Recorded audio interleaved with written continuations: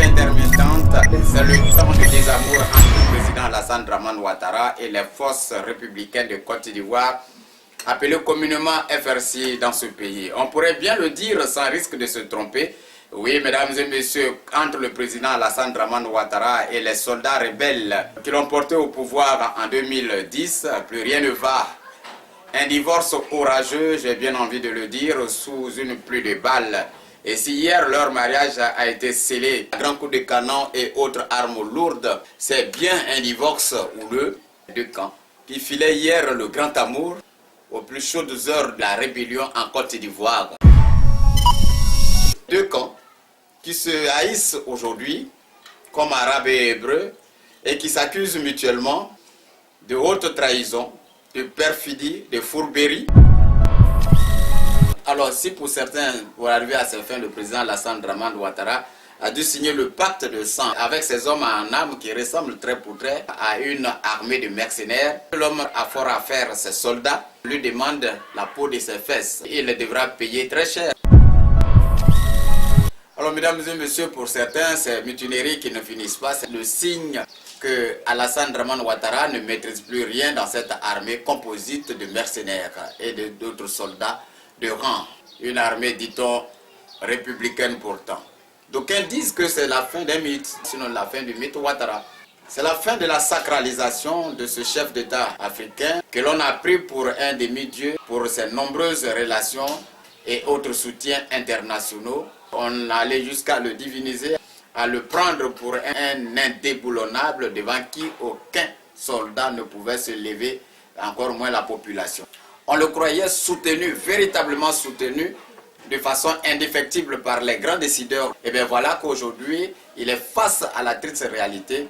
Ceux qui l'ont porté au pouvoir sont en train de le rabaisser au plus bas, le rabaisser à sa pure et simple équation.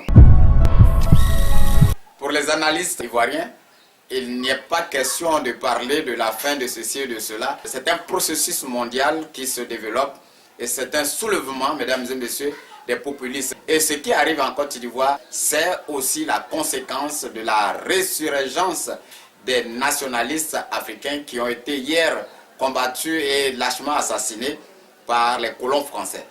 Alors, ce qui arrive en Côte d'Ivoire a un nom, ce sont les actes du mouvement de la Côte d'Ivoire insoumise. Une Côte d'Ivoire insoumise, mesdames et messieurs, il faut bien le dire, qui ne veut pas se soumettre. Une Côte d'Ivoire insoumise qui a des visées, peu ou prou devrait-on dire baroques, pour ne pas dire nihilistes.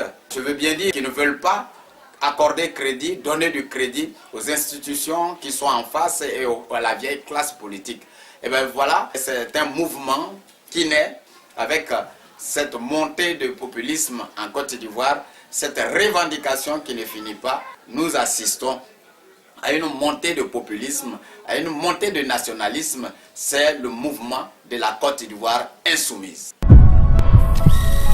La Côte d'Ivoire insoumise qui s'exprime.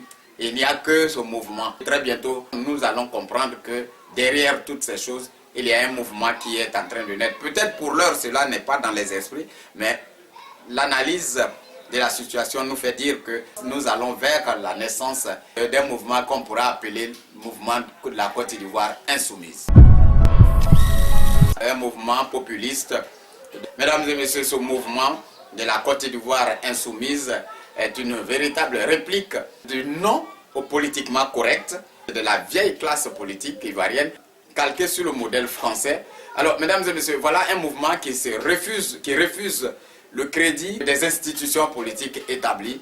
Alors, si le cas de la Côte d'Ivoire ressemble à s'y méprendre au retour de la manivelle, sinon à un boomerang, il convient de dire que ce n'est pas un cas isolé, mais chaque pays ayant sa réalité, le cas ivoirien se présente de cette façon et cela ressemble vraiment à un boomerang.